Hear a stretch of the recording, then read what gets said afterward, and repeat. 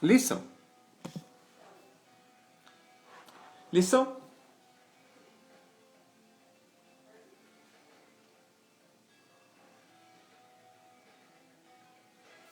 A ver. Hola Victoria. ¿Se escucha bien? Hola Marcos. ¿Cómo va todo allá en Medellín? Acá estamos acá en Chía. Hola. Hola Fantasma. Hola Jenny. ¿Cómo están? Ay, perfecto. Perfecto, Marcos. Espérate un segundito que ya entra Guille y te doy opción para que entres porque la verdad me gustaría mucho hablar contigo del tema de Alan Poe. Hola. Mm.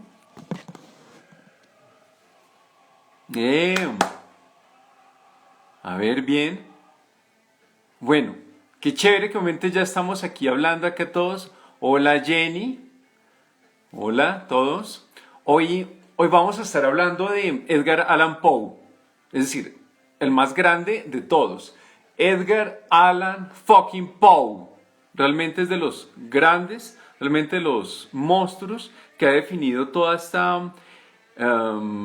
este arte del entretenimiento, del terror, toda esta industria de la literatura, todo lo que prácticamente ha sucedido en los últimos siglos tiene que ver con Alan Poe, ya sea desde Harry Potter, Guillermo del Toro, Lovecraft, prácticamente Alan Poe nos ha transformado. Y realmente creo que es de él que vamos a tener mucho que hablar hoy. Acá estoy esperando a que Guille entre acá. Hola, Scatlin. Hola, Lupita. Hola, Guille. Hello, Guille. What's up? Dame. Listo.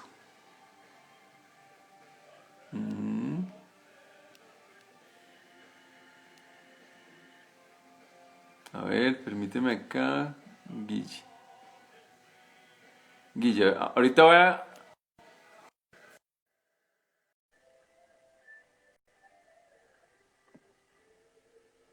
Hola, Ángel. ¿Qué más, Luis? Casi no. ¡Yo, Guille! Listo.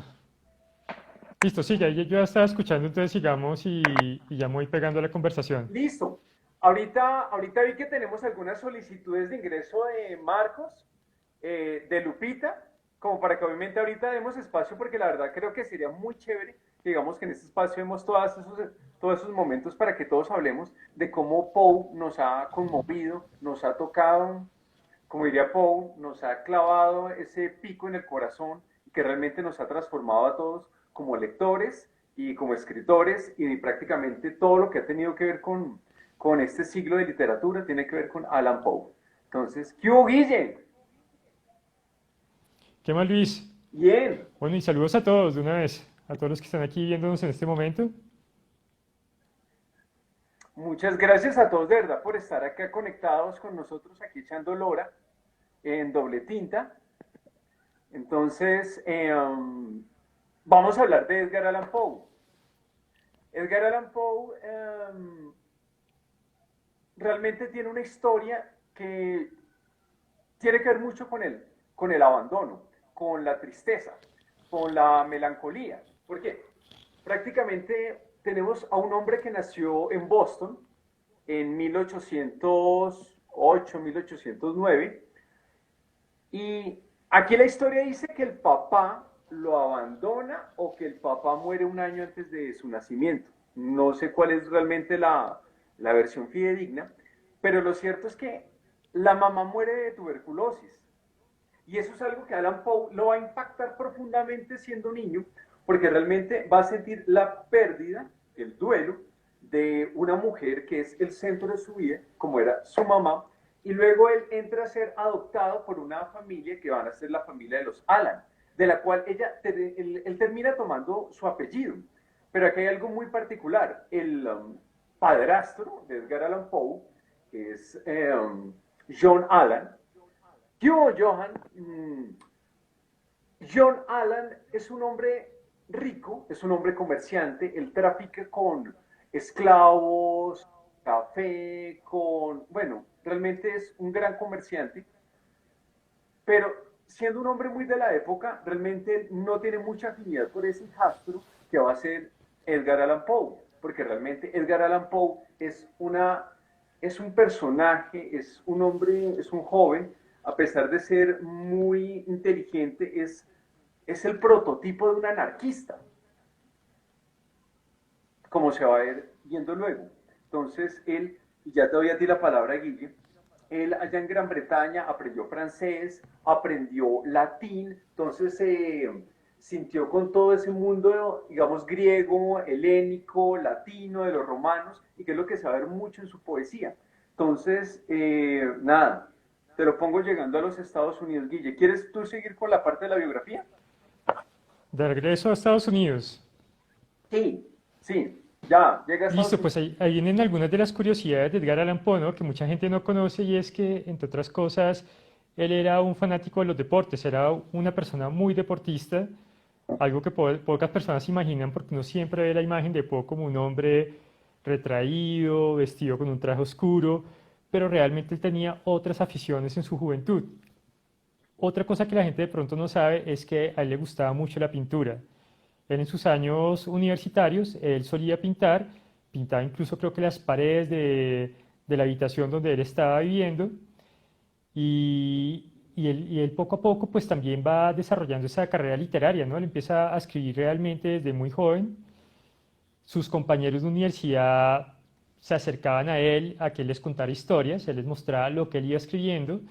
Claro, estamos hablando de una época en que todavía no es Allan Poe conocido, no ha publicado todavía nada y también pues viendo esa de pronto ese objetivo de vida que él tenía, ¿no? Él tenía un objetivo de vida que era ser escritor desde muy pronto y era un momento en que en la historia era muy difícil dedicarse a escribir. Si hoy en día es difícil, en esa época sí que lo era mucho más.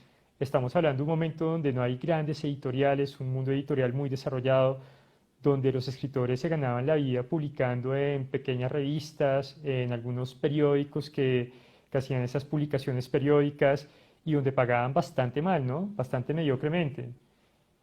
No paga. Bueno, si quieres sigue y vamos, si seguimos ahí. No, pero eso es cierto. Digamos, hay una cosa con lo que vos dices, Guille, realmente en esa época de ese Estados Unidos, y es importante que todos lo ubiquen, como ese Estados Unidos de comienzos del siglo XIX, no existía como esas leyes de copywriting de escritores, y todo lo que hacían las editoriales era coger como escritores de Inglaterra en vez de pagarle a escritores americanos.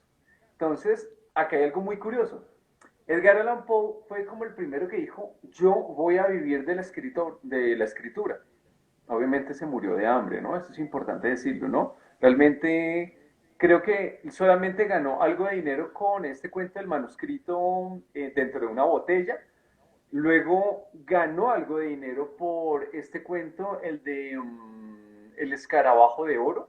Y finalmente, El Cuervo, fueron nueve putos dólares, Guille. $9, que hasta que era en la época tenía mayor valor. Realmente, Sí, Edgar es curioso esa publicación del Cuervo porque gana tan poco con la publicación y sin embargo lo lanza a un pequeño estrellato, ¿no? Se da a conocer y mucha gente empieza a alabarlo, empiezan a llamarlo el Cuervo, ¿no? Le ponen de apodo el Cuervo al propio Allan Poe. Dicen que los niños en la calle lo perseguían haciéndole como si fuera un cuervo y él como que se divertía con eso, no le molestaba. Por otro lado, empezó a hacer recitales y él tenía esa, como que una voz potente, tenía un don de orador, tenía esos ojos que decían que eran sus ojos inflados como los de un cuervo. Y a pesar de toda esa pequeña fama que fue haciendo, económicamente nunca le dio. no, no, en absoluto que no. Y mira que hay una cosa que es muy curiosa, porque él ingresa, pues pagado por el padrastro, a la Universidad de Virginia. Y esa Universidad de Virginia, por lo que yo he leído, eso como que era un desastre, la cosa más terrible del mundo, porque realmente había alcohol, drogas, bueno, pues era la locura. y sobre todo que los mismos estudiantes no se autorregulaban, porque era como la política educativa del presidente Jefferson, que fue el fundador de esa universidad. Entonces, aquí en esa universidad de Edgar Allan Poe se vuelve adicto al juego. Y al volverse adicto al juego, pues entra el tema del alcohol. Y con el tema del alcohol, el tipo empieza a perder mucho dinero, es decir, moraleja, si eres mal jugador, no te metas al juego, porque realmente no lo logra uno, se pierde mucho dinero. Y entonces el tipo, Edgar Allan Poe, le pide mucho dinero al padrastro, y el padrastro le dice, ya no más. Es decir, no más, cero. Y entonces Edgar Allan Poe acaba una cosa muy loca, se alista en el ejército americano y termina siendo sargento de artillería. Eso es una vaina muy, pues realmente muy extraña. Y el tipo allá finalmente lo expulsan de artillería por el alcohol. Sí, y mira, completó lo con lo que decías ahorita, que él justo antes de meterse al ejército, claro, dicen que John Allan, su padrastro, lo que quería era deshacerse de él, lo manda a esa universidad prácticamente sin recursos, por eso es que él empieza a meterse en el juego también, ¿no? Uh -huh. Alguna posibilidad muy soñadora de pronto de poderse mantener con el juego.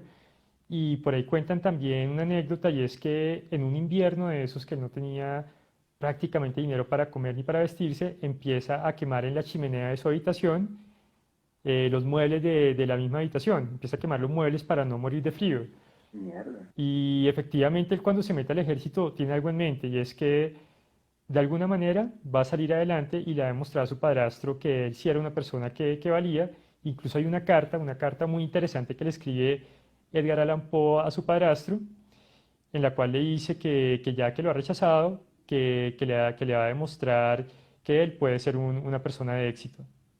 Sí. Realmente es algo que él se propone y que va a lograr, ¿no? Desgraciadamente lo va a lograr después de muerto, no lo va a lograr en vida, porque Edgar Allan Poe, pues, desgraciadamente no obtuvo el reconocimiento debido en sus años de vida. No, de acuerdo.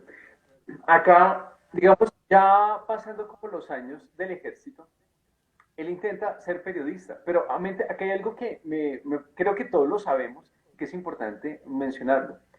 Virginia, la prima Virginia Clems, es Ujú. una chica de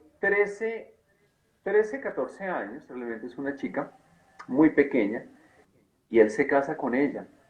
Obvio, él ya había tenido muchos amores en su cabeza, es decir, creo que el primero fue Helen, que hay un poema muy bello que se llama To Helen, que es como, pues, la mamá de uno de sus compañeros de colegio, pero el amor central en la vida de Allan Poe es Virginia Clems, su prima. Pero realmente con ese amor también vendría la desgracia, porque para esa época habían grandes enfermedades y Virginia Clems, al igual que su mamá, se muere de tuberculosis. Y eso obviamente, inclusive, la escena en la cual ella muestra el primer momento de su enfermedad es muy triste porque se supone que ella está tocando el arpa, está tocando las canciones que le gustan a Alan Poe y de pronto su nota se corta como que en la garganta y de pronto aparece escupiendo sangre. Y es un momento muy fuerte para toda la familia, especialmente pues para Alan Poe, que obviamente de ahí en adelante, con el cuidado de Virginia Clems, que prácticamente se volvería una inválida en su vida. Y creo que él Claro, y es quería que la muerte de la mamá y de la de ella a la vez. Sigue, Guille. Y es que Alan Poe ya como había tenido esas experiencias de personas muy queridas muertas por tuberculosis, supo inmediatamente que el hecho de que escupiera sangre era un signo de la enfermedad en ella. Una cosa, digamos, de cuando él se va a casar es que, claro, es una niña, tú decías 13, 14, dicen las malas lenguas incluso que podía tener 12 años en ese momento, sin haber cumplido los 13, y para evitar el escándalo en el momento en que se casan, falsifican unos datos y ponen que Virginia tiene 21 años. Sí, obviamente era un hombre de 26 años con una mujer a la que sobrepasaba por unos 14 y en esa edad pues se nota mucho más la diferencia, ¿no? Y efectivamente pues ahí viene otra de las cuestiones y es, bueno, Edgar Allan Poe enamorado con una mujer. ¿Cómo se imagina uno una relación de Edgar Allan Poe, ¿no? Un hombre que uno se imagina siempre oscuro, críptico, y contrario a lo que la gente pensaría, dicen que la relación de él con Virginia era una relación muy bonita, muy afectuosa, muy divertida. Dicen que ellos jugaban todo el tiempo. Bien dices tú, digamos, ahorita que tocaban, digamos, el arpa, que es cuando está ella cantando, que se manifiesta por primera vez la tuberculosis, pero digamos también Edgar Allan Poe sabía tocar piano, sabía tocar flauta y le enseñaba a tocar esos instrumentos a Virginia. Y eran un matrimonio muy feliz, a pesar de que tenían siempre muchas dificultades económicas. Él siempre estaba rebuscándose de una u otra manera. También mencionaba ahorita Luis lo del periodismo. Y claro, y en una de las partes también bien reconocidas de Poe, y es que él empieza a hacer reseñas, críticas literarias a otros autores, y era un crítico tremendamente fuerte, no se sentaba en ser una persona calmada, sino que lanzaba insultos cuando quería, era muy, pero muy severo con sus críticas, tanto así que le tenían miedo algunos escritores a que él los fuera a criticar porque sabían que la crítica no iba a ser muy suave, que digamos. Claro, Guille. Así es, pues mira que, por ejemplo, digamos, en esa época había otro gran poeta que se llama Longfellow. Longfellow, Ujú, Edgar Allan Poe, es decir, como para que lo veamos de pronto dentro de un contexto actual, sería como en estos momentos uno llegara a decir que García Márquez era un plagiador. De ese tamaño puede ser la situación. Edgar Allan Poe, siendo crítico, como vos dices, tuvo la osadía de acusar sin ningún tipo de fundamento a Longfellow que era un plagiador. Es decir, eso son palabras mayores dentro de ese ámbito de la literatura norteamericana. Pero mira que hay algo que es muy importante, ya como para que en un rato pues que entremos a la obra de Poe. La obra de Poe resonó de una manera tremenda al otro lado del charco, allá en Francia, porque realmente ujú. fue Charles Baudelaire quien realmente hizo la primera gran traducción de las obras de Poe, porque realmente el éxito de Poe, como el de muchos escritores, nunca estuvo dentro de su patria, sino afuera. Allá en Francia lo amaban, lo amaba Baudelaire, lo amaba Mallarmé, y que es importante porque Mallarmé es la simbología. Y en Allan Poe, como ustedes todos acá lo saben, está la simbología del cuervo, está la simbología del gato, de la oscuridad, bueno, realmente hay muchos elementos importantes acá, y que eso fue lo que resonó en Europa de Allan Poe. Claro, incluso uno diría que es en Europa donde empiezan a darle un verdadero valor literario a Edgar Allan Poe. Él no va a ser reconocido rápidamente en los Estados Unidos y precisamente el hecho de que haya sido traducido por Baudelaire va a tener mucho peso, porque primero que todo, Baudelaire es uno de los padres de ese movimiento simbolista en Francia, va a ser el inspirador de otros grandes poetas que van a venir después de los poetas malditos. Y uno nota cuando lee a Baudelaire esa venita de Poe, ¿no? Ese tipo de temáticas donde lo oscuro se mezcla con los sentimientos puros. También uno vería que pues Baudelaire lo defendió porque sabía que había muchas críticas alrededor de Edgar Allan Poe y también lo difundió, que eso era muy importante. Y creo que de una u otra forma eso rebota de nuevo a los Estados Unidos y empiezan a darse cuenta que realmente tiene un gran autor, es un autor que tiene una gran influencia inicialmente en Francia, en el movimiento simbolista, en los panasianistas, en una serie no solo de escritores de narrativa, sino de poesía. A pesar de que, como sabemos, Edgar Allan Poe es más conocido por su narrativa, pero pues también era un gran poeta. Uh -huh. Casualmente, ya como para cerrar ahí la biografía de Allan Poe, su momento más alto, ya como escritor, estuvo dentro de la poesía, que fue con El Cuervo. Realmente El Cuervo fue, eso, pues el Cuervo aquí no tiene presentación, todos lo conocemos, pero realmente El Cuervo es un poema que cuando tú lo lees, y cuando tú lo lees despacio, te toca el corazón. Maldita sea, te toca el corazón porque te toca, ¿sí? porque realmente es la muerte, es el duelo, es la ausencia, es la tristeza más fuerte que un hombre puede recibir. Y realmente creo que es de los poemas más logrados, no solamente en su contenido dramático, sino en su musicalidad. Y fue su último gran momento antes de que prácticamente 2 años después a Alan Poe lo encontraran muerto en las calles de Boston. Prácticamente cuando Alan Poe muere es un hombre de apenas 40 años. Lo encuentran con ropa prestada, es decir, ebrio, totalmente llevado y realmente, inclusive, ni siquiera hay mucha claridad de por qué fue que murió. Hay muchas teorías. La primera es que obviamente el tema del alcoholismo se lo llevó por delante. Algunos dicen que eran drogas. Alan Poe no era drogadicto. Podía hacer cualquier cosa, pero drogadicto no lo era. Otros dicen que como era parte como de esa política electoral de los Estados Unidos, en que embriagaban a las personas para que votaran muchas veces, eso era lo que prácticamente le habían dado burundanga, como para verlo en términos nuestros. Ujú.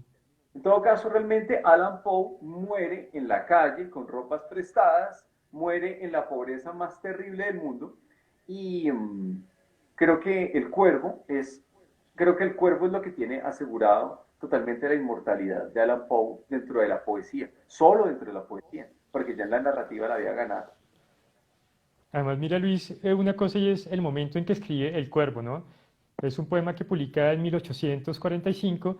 En ese momento, pues está ya cerca de la muerte de Virginia. Virginia dura agonizando, muriéndose 5 o 6 años, momentos en que se mejoraba, en que empeoraba. Y la anécdota es que seguramente Poe, mientras su esposa estaba agonizando en una habitación, él en la otra estaba escribiendo El Cuervo. Y es un homenaje a la pérdida futura de su amada, ¿no? Porque en eso escribe, ella no está muerta.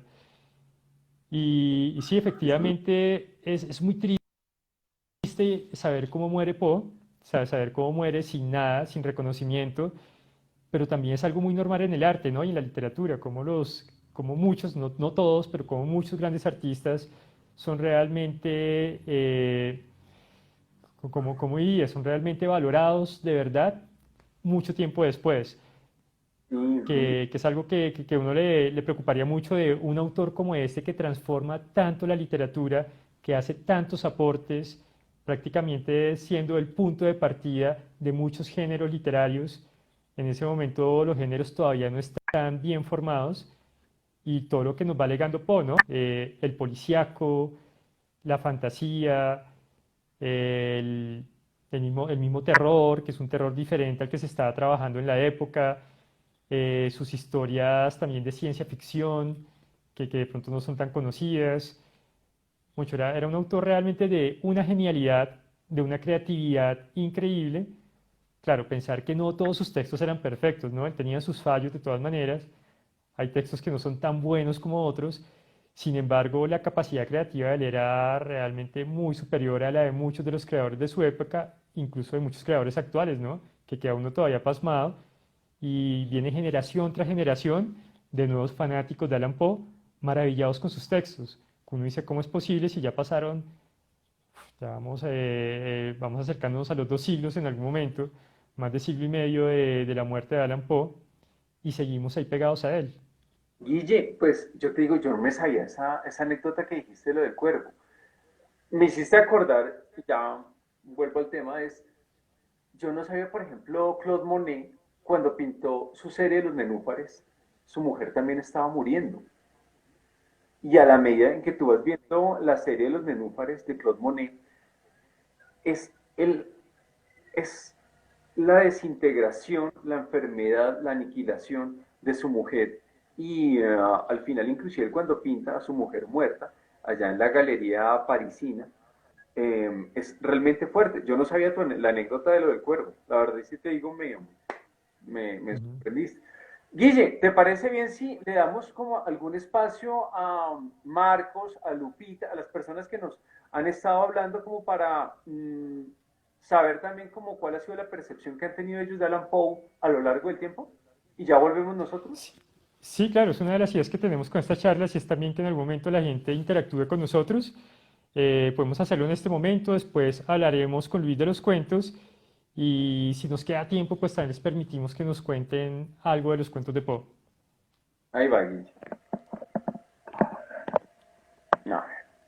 Marcos, los que nos vayan a pedir, Marcos, los que nos quieran pedir solicitud, O también tenemos por ahí ya algún comentario. dale. Aquí dice que opinión, él era un poeta crítico y periodista romántico que tenía relatos cortos. Jen Seti, bueno, es la persona que nos escribe. Sí, ver todas las facetas de Poe, ¿no?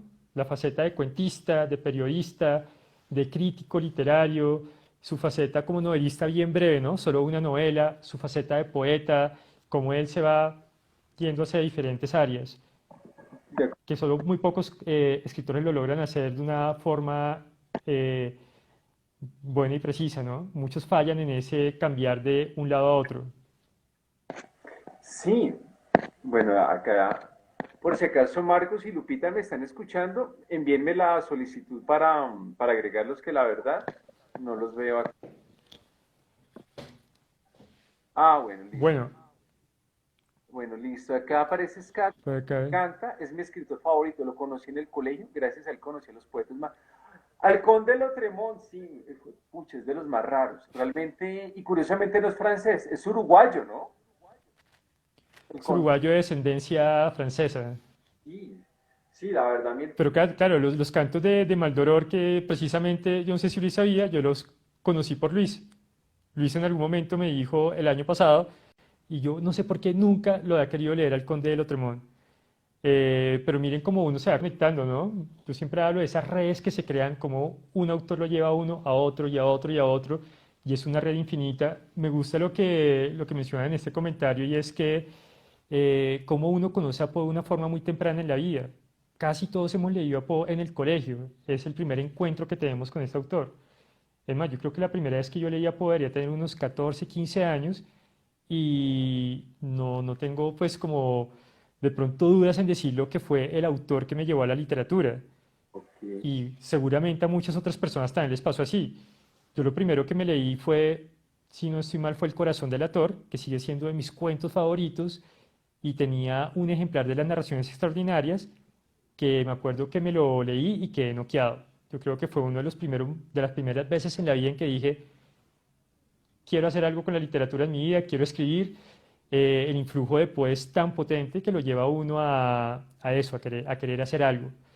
Como que con él comprende la maravilla que es la literatura, las maravillas que uno puede hacer con las palabras y con las historias. Y bueno, te preguntaría, Luis, ¿cómo es ese enlace tuyo, ese conocimiento tuyo de Edgar Allan Poe? a mí Edgar Allan Poe, Guille, a mí también, igual que a todos acá, me llegó de pequeño, me llegó con las narraciones extraordinarias. Um, Obviamente en esa época, tengo que contarlo, yo era más metalero que el putas, actualmente me gustaba muchísimo el metal, y entonces era común encontrar como alegorías a la obra de Alan Poe en distintas canciones.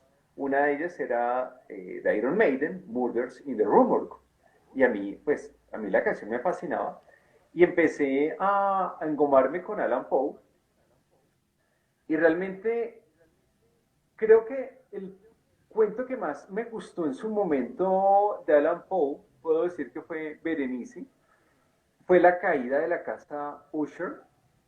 Y, pero realmente cuando tú empiezas a leer cosas como El gato negro, realmente te van transformando todo. Hay algo que también debo decirlo acá. A mí hubo muchas cosas que en el momento a mí no me gustaban un poco como de ciertas cosas de la literatura de Poe, porque para mí eran en su momento demasiado filosóficas.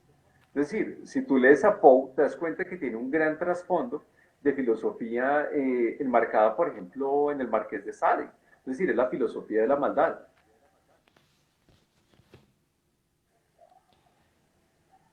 y que lo tiene muchísimo el concepto de Monte. Ya creo que lo mencionan acá. Y el poema Sí, y es muy bonito. mira que estaba pensando, y es que la mayoría de la gente llega por las narraciones extraordinarias y uno se preguntaría, bueno, ¿cuáles son las narraciones extraordinarias de Poe? Yo siempre he tenido como esa curiosidad porque tengo conmigo tres ejemplares diferentes de narraciones extraordinarias y todas tienen cuentos diferentes. Tengo una edición con 18 cuentos, otra edición con 12, otra edición con 10 y lo que he llegado es como a la conclusión, por lo que entiendo, que esto es como prácticamente una definición que se ha terminado dando de la narrativa de Poe, que son narraciones extraordinarias. Algunos dicen que no, que lo extraordinario solo son algunos cuentos de Poe, ahí no deberían entrar, digamos, los cuentos policíacos de él. Sin embargo, uno encuentra en las narraciones extraordinarias siempre, o casi siempre, un cuento como los asesinatos de la Rumor. A veces uno encuentra también algunos relatos más de toque fantástico, que incluso de terror. Y bueno, también pensar eso, ¿no? Edgar Allan Poe no solo era terror, No, no todas sus historias eran de ese género. Incluso, si ustedes leen los cuentos completos de Poe, van a encontrar algo muy curioso y es que hay algunos que tratan de hacer comedias. Sí, tratan de trabajar el humor. No lo hacía muy bien, no son cuentos que a la larga parezcan divertidos, pero él exploraba muchísimo por todos lados. claramente él no era Mark Twain. Realmente él no era muy divertido. Realmente, inclusive alguien, un escritor, decía que Alan Poe, cuando trataba de ser divertido, era más aterrador que cuando era un escritor en sus géneros normales. Pero mira que lo que tú dices es cierto, Guille. Hay una cosa que es importante. Creo que uno de los más grandes antologistas y traductores de la obra de Alan Poe es Julio Cortázar. Julio Cortázar organizó gran parte de esos relatos y como tú bien dices, hay algunos que aparecen dentro de lo extraordinario, ¿sí? Pero otros que obviamente vienen a ser policíacos, otros que vienen a ser como los de carácter onírico, de los sueños, poético, y que obviamente, pues, digamos, funcionan, que son como las fábulas, como la de la muerte roja, y obviamente están los satíricos, que por ejemplo, digamos, ahí está por ejemplo el de Hop Frog, que es como el Ujú. enano con actitud como de rana. Mire que hace Mm. poco, sé que me salgo un poco del tema, pero yo no le había puesto cuidado, pero Hop Frog tiene un sonido particular con los dientes. Es decir, en cierto modo, ya acercándonos un poco a los relatos de Poe, el tipo tenía una obsesión brutal con los dientes, Guille. Berenice, Hop Frog, es constante. Sí, yo creo que es parte de su literatura, ¿no? Él coge algunos elementos físicos, yo diría que no solo los dientes, y los vuelve como el elemento fundamental de algunas historias. Tenemos, digamos, el ojo del corazón del ator, por ejemplo, que puede ser otro ejemplo de ese tipo de juegos que hace él. Luis, si te parece, estaba viendo aquí varios comentarios que me gustaría que leyéramos, que nos han ido escribiendo por acá. Nos dice Marcos, nos comenta que La Isla del Hada, que también tiene un contenido filosófico brutal. No lo tengo claro en este momento ese cuento, me lo leí hace muchos años, pero no lo recuerdo bien. Lo bueno es que cuando a mí me pone la curiosidad de un cuento de Poe que no recuerdo, me lo vuelvo a leer. Entonces seguramente lo revisitaré otra vez. Yo te confieso. Eh, bueno, aquí Linda nos dice que el director de cine, Jan Maher, ha hecho cortometrajes fantásticos de sus cuentos, como La caída de la casa Usher y El pozo y el péndulo. Además que este realizador es tremendo, también tiene una versión de Alicia en el País de las Maravillas, que es genial. Se lo recomiendo muchísimo si pueden ver ahí en el chat para que cojan a ese director de cine. Jen Setti nos dice que El pozo y el péndulo es muy bueno, es tremendo, a mí me parece que es una de esas descripciones maravillosas que hace Edgar Allan Poe de un lugar, como va describiendo el pozo, un personaje que está cautivo, que está en la oscuridad y cómo al final nos entrecruza con una situación histórica a la historia, que es algo que me gusta mucho ese final del cuento. Sí, yo creo que ese es de los clásicos, ¿no? De los grandes, grandes cuentos de Edgar Allan Poe. Joan nos dice que, uy, un momento que se me fue. justamente el ilustrador Santiago Caruso, un momento que se me va Yo que te lo el puedo. mensaje acá, sorprende en esta época precisamente con Lovecraft y el Conde de Lotremont, básicamente peleados por las editoriales Zorro Rojo y Valdemar. Santiago Caruso, yo creo que Luis me lo presentó en algún momento, ¿no? Es que Santiago, A ese ilustrador. y claro, yo a Santiago lo estimo mucho como persona a propósito. Santiago es un excelente ilustrador de Argentina, que obviamente él está como dentro del simbolismo. Y realmente él pues ha ilustrado maravillosamente a Lovecraft y a Lautréamont, como bien dice Johan. Pues la verdad, igual pues yo a Santiago lo admiro mucho y como persona también lo estimo muchísimo. Es más allá de un ilustrador, realmente es un artista muy completo, a quien yo lo estimo mucho. Bueno, eh, ¿Qué tal si hablamos un poquito de algunos cuentos? dale Guille, bota tú. Nosotros habíamos hecho como una pequeña selección con Luis. De pronto me gustaría yo lanzo uno, Luis lanza otro, o una serie de cuentos, ¿no? Porque hay temáticas que a veces se repiten en Edgar Allan Poe y que es interesante ver cómo utiliza él algunos elementos una y otra vez. Digamos, yo empezaría hablando del que más me gusta, que es para mí uno de mis clásicos personales, que es El corazón del Ator, que tiene algo muy particular y es algo que utiliza mucho Poe, y es ese personaje en primera persona que tiene alguna situación médica, alguna situación psicológica, algún tipo de locura, ¿no? Que lo lleva a cometer un acto. Y que tiene algo similar a otro cuento que se llama La barrica de amontillado. ¿En qué sentido? En que los dos cuentos lo que nos cuentan son prácticamente la preparación y el desarrollo de un asesinato. Sí, tanto el personaje del corazón del ator como el de la barrica de amontillado, lo que nos están contando es un asesinato que van a cometer.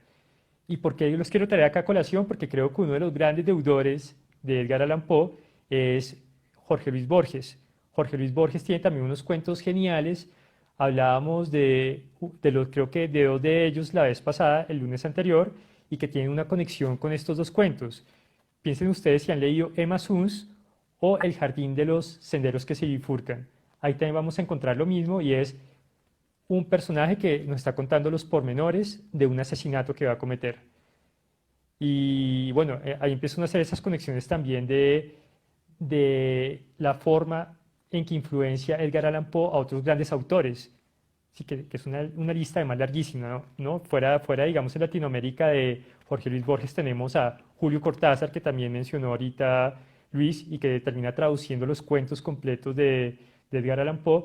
Tenemos, digamos, a Horacio Quiroga, que muchos hablan de Horacio Quiroga como el Poe latinoamericano.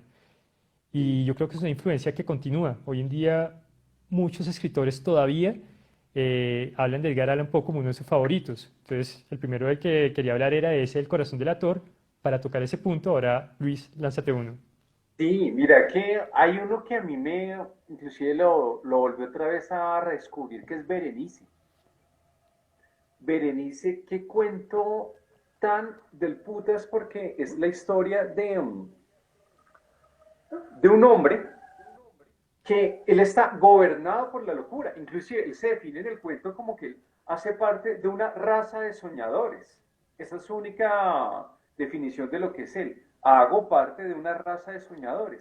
Y él está obsesionado con la monomanía. Es decir, entra una imagen en su cabeza y ya no se la puede quitar. El tipo no come, no duerme, no descansa hasta que posee esa imagen, ese objeto. En ese momento el tipo está viviendo en un castillo de su familia y se llega no es a enamorar, es a obsesionar con los dientes de su prima, Berenice. Pero mira que aquí pasa algo muy interesante. El tipo tiene una locura mental, una enfermedad mental, y Berenice empieza a tener una enfermedad física. Y esa enfermedad física, ella se empieza a degradar, a descomponer, y prácticamente lo único que sobrevive en ella es la belleza de los dientes. Y el tipo, esa monomanía lo está fregando hasta que finalmente el tipo, cuando ella muere, entre comillas, porque realmente es epilepsia, es catalepsia, en realidad el tipo luego aparece de que Bueno, creo entra a la tumba, la exhuma y le arranca los dientes. Es decir, es un relato que lo tiene todo. Lo volví a leer y todavía me asombra. Ok, mira que me recordaste que Berenice es uno de esos cuentos que tuvo mucha crítica, ¿no? Muchas personas que hablaban de la necrofilia que puede haber en el cuento.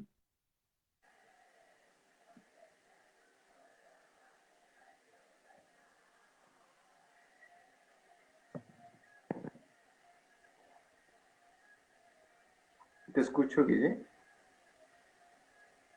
En cierta forma uno podría pensar que ella se vuelve un vampiro. No sé si tú lo has visto así, Luis, pero es como si Berenice su enfermedad fuera una enfermedad vampírica.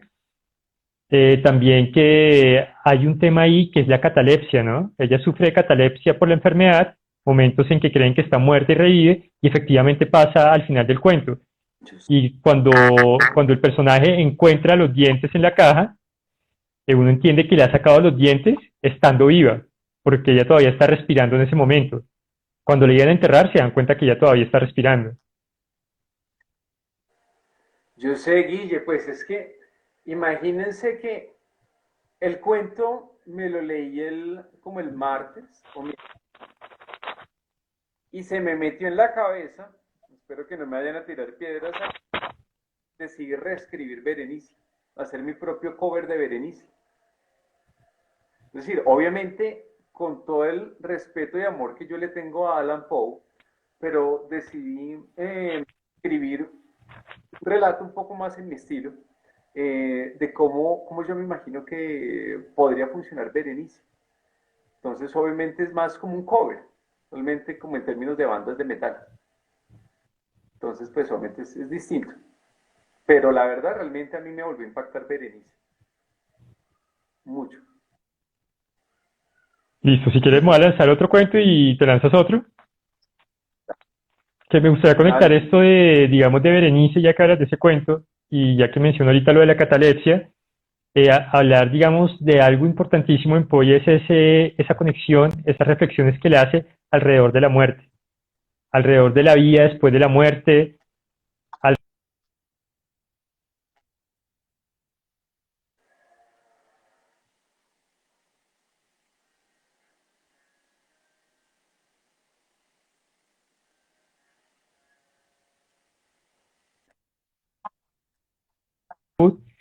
un ataúd donde está totalmente aruñado o desbaratado de la persona por tratar de salir.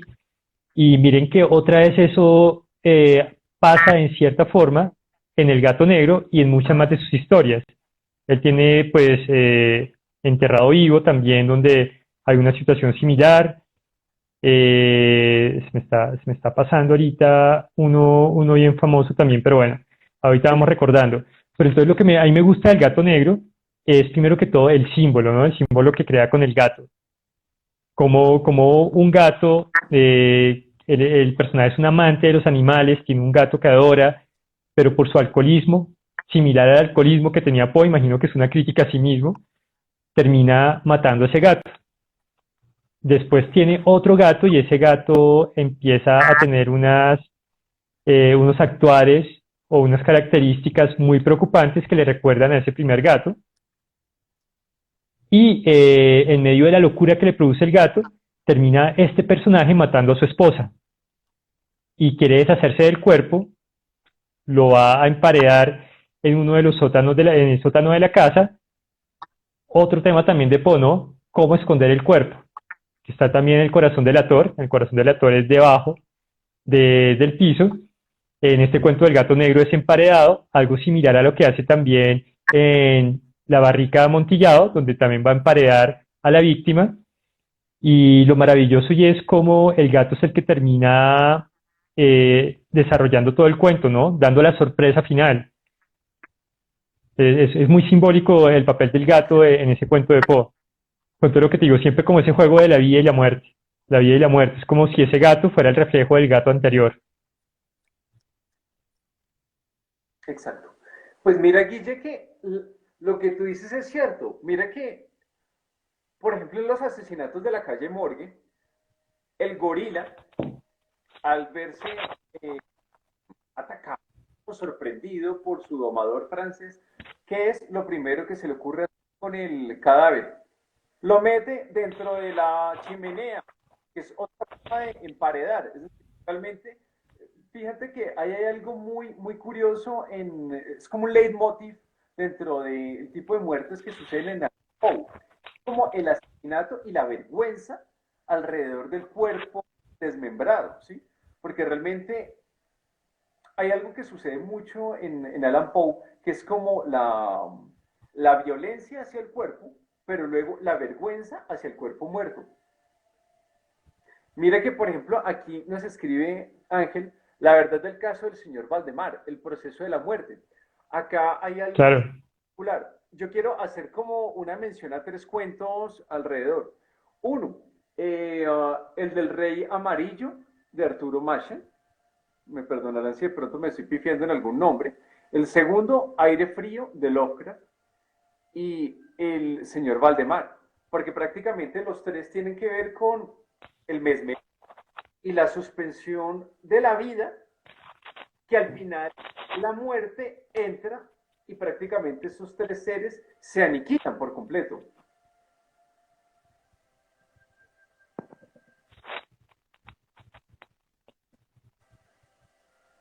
listo, qué pena, acá se me estaba como bloqueando un poquito. Bueno, y estaba pensando qué otro cuento me gustaría, ya hemos mencionado bastante, ¿no? Es que la obra de Poe es bastante amplia y a la vez pues uno como que se queda corto entre tanta maravilla que uno va encontrando en la literatura de Poe. A mí me gustaría de pronto volver de pronto a la poesía de él.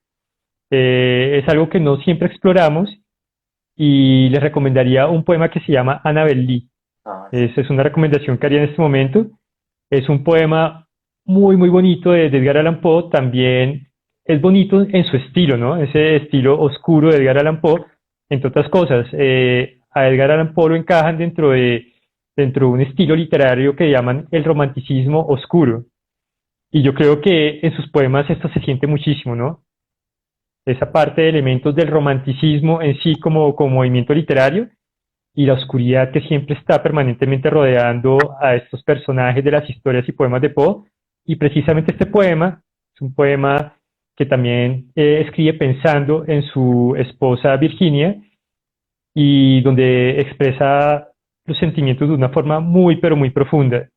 Creo que es algo muy bonito de Poe que no siempre miramos y que bueno, igual va a pasarnos que como los cuento, vamos a encontrar unos poemas grandiosos, otros no tanto, pero recomendaría este y uno que se llama Ulalume, que es otro gran poema de Poe.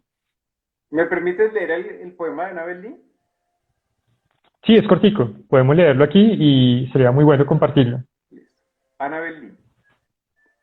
Hace muchos años, en un reino junto al mar, vivió una doncella que tal vez conozcas llamada Annabel Lee. Y esa doncella tenía sin otro pensamiento y ser amada por mí. Ambos éramos niños en este reino junto al mar, pero amábamos con un amor que era más que amor, yo y mi Annabel Lee. Con amor que los alados serafines del cielo nos envidiaban a ella y a mí. Y por esta razón, hace mucho en este reino junto al mar, de una nube sopla un viento que heló a mi amada Annabel Lee. Y sus parientes de alta cuna vinieron y se la llevaron lejos de mí para encerrarla en un sepulcro en este reino junto al mar.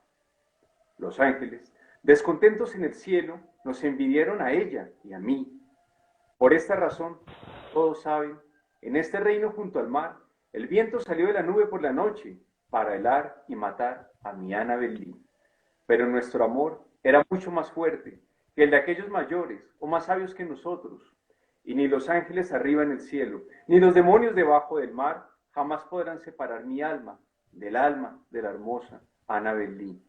Pues la luna nunca resplandece sin traerme sueños de la hermosa Annabel Lee.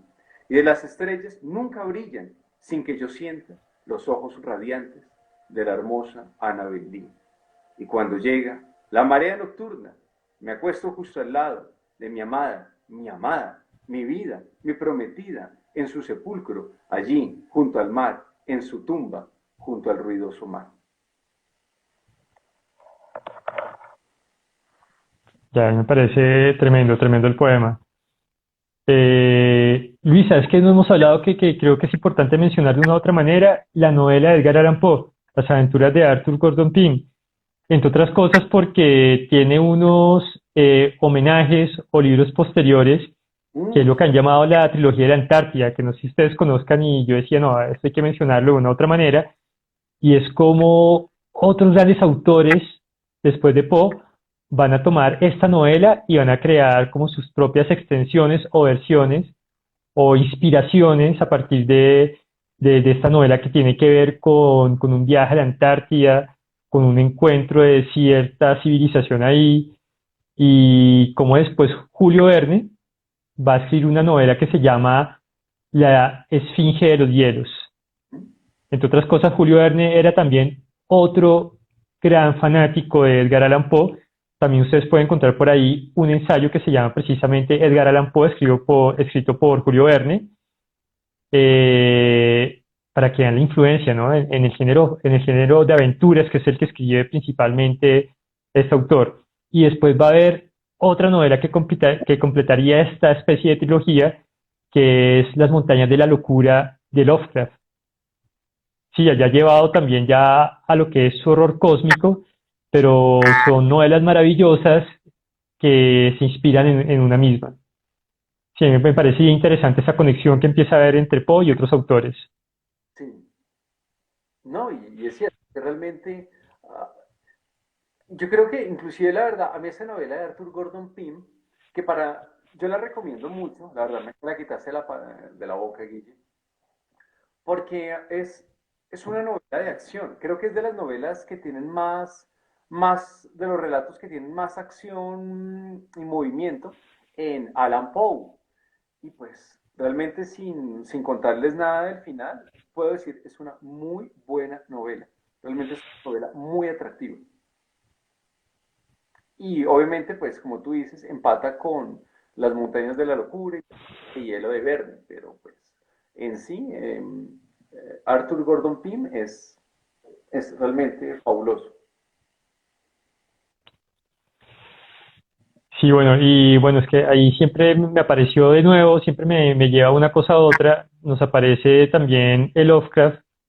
eh, Muchas personas hablan de Lovecraft, del que hablamos hace 15 días precisamente aquí en estas charlas, como el gran, ese, ¿cómo lo llamaríamos, Luis? Como el gran heredero de pronto de esa herencia de la escritura de Poe. Y bueno, él también lo menciona, ¿no? Lo menciona también en un ensayo y creo que Lovecraft lo tenía muy bien estudiado. Lovecraft entendió que la importancia de Poe para la literatura estaba en que había roto con lo que eran los mecanismos típicos de hacer literatura en la época. Los autores siempre pensaban en el final feliz, pensaban en ciertos mecanismos desde pronto de estructuras y también psicológicos de los personajes. Ujú. Poe es un gran, pero gran analista de lo que es la psique humana. Él pensaba mucho, incluso no solo las cuestiones, los acontecimientos de la historia, sino cómo funcionaba la psique humana en esas situaciones. Ujú. Y lo llevaba al extremo, ¿no? Quien siempre llevaba eso al extremo y viendo cómo el ser humano era impulsado a situaciones de horror, a situaciones de locura, a situaciones perturbadoras, y él va explorando esos sentimientos oscuros del ser humano. Digamos, en la literatura gótica se han explorado algunos de estos temas, pero no con la profundidad que lo va a hacer Edgar Allan Poe. Y es algo que Lovecraft conoció muy bien, que señala en su ensayo sobre Poe y que va a utilizar también de una u otra manera en su literatura, aunque claro, yo pensaría que esa profundidad psicológica en los personajes no la logra Lovecraft casi nunca. No, no, realmente es. De pronto eran otras como las intenciones de él. Mira que quiero leer aquí algo que nos escribe Ángel que dice: Tengo entendido que Arthur Gordon Pym fue la versión de Alan Poe sobre la historia real detrás de Moby Dick. Puede ser probable.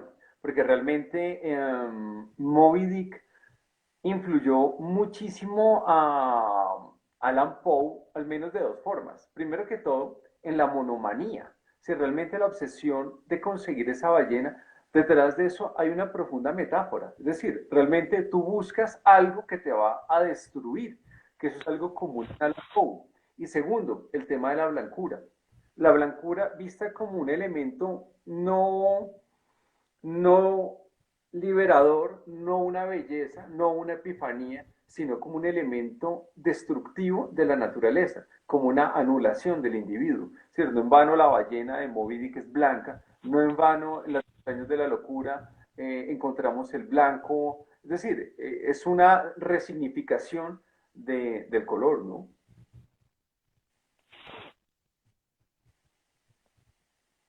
Estaba mirando aquí a ver qué otros comentarios había. Nos hablan del poema Elena. No lo recuerdo en este momento, pero lo que les digo, ya que me lo recuerdan, seguramente lo buscaré otra vez.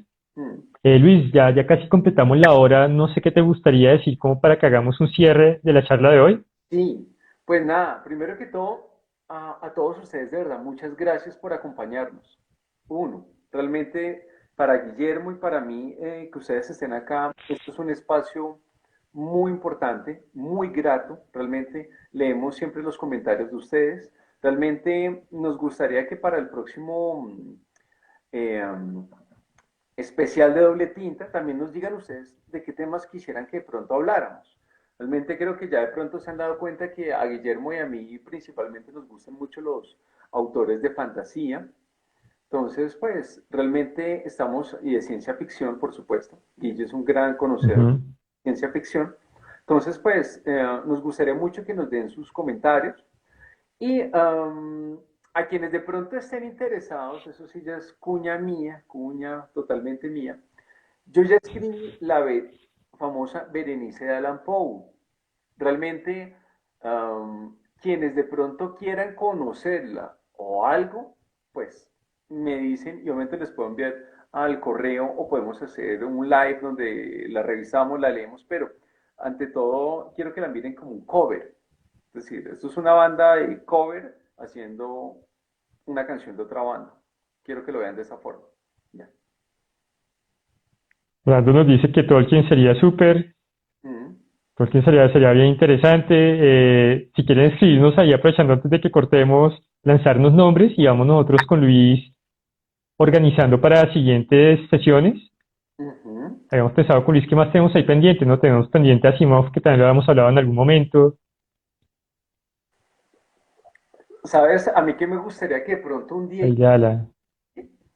de pronto hiciéramos un especial, no sé qué opinen todos ustedes, de pronto como de técnicas narrativas. Es decir, por ejemplo, aquí nos dicen del Conde de Lotremont. Yo no sé si a vos te suene Guille. Sería buenísimo. Philip K. Dick, también sería tremendo hacer uno de Philip K. Dick. Ok, de acuerdo. Me están gustando esas, como tenemos tres propuestas bien chéveres, Lautremont, Philip K. Dick, Tolkien, que podemos entonces ir organizando con Luis para los siguientes lunes. Yo en este momento, yo le había pedido varios a sus... Ok, sí. Ya le tocó enviarle algo más a Ángel. Mm. Entonces, pues nada, de verdad todos. Yo creo que ahí miraremos con Guilla a ver realmente como de cuál hablamos. A mí, de todos los que me han dicho, me ha sonado muchísimo Lotremont. Realmente le tengo mucho cariño y es fuerte, realmente resuena bastante con mi trabajo como escritor. A mí los tres me gustaron, igual en algún momento los metemos. Bien. Bueno, no queda más también de que estén pendientes. Nosotros más o menos los miércoles o jueves estamos empezando a poner algún afiche o algo de lo que vamos a trabajar el siguiente lunes. Entonces esperamos verlos el próximo lunes por acá. Listo. Gui- Uy, mire, este está muy bueno. Canciones inspiradas en obras literarias. Uy, el llamado Sería muy interesante. de Metallica, Guille. Lobo Hombre en París, por ejemplo, que a mí me encanta la canción de rock en español, inspirada en un cuento de un escritor francés. Todas las de Iron Maiden me funcionan, Guille. Pero sí, eso podríamos hacer algo bien chévere. Y creo que lo dijimos en la primera sesión, ¿no? Y era que queríamos hablar también de música, conectar esto con la música, con el cine, con otras cosas. Sí, Guille. Listo, entonces, Y bueno, faltan 15 segundos. A todos, muchas gracias. Que pasen feliz noche. Y a los que quieran ver mi Berenice, me avisan o comprar mi vampiro. Chao. Chao, chao. Chao, Guille.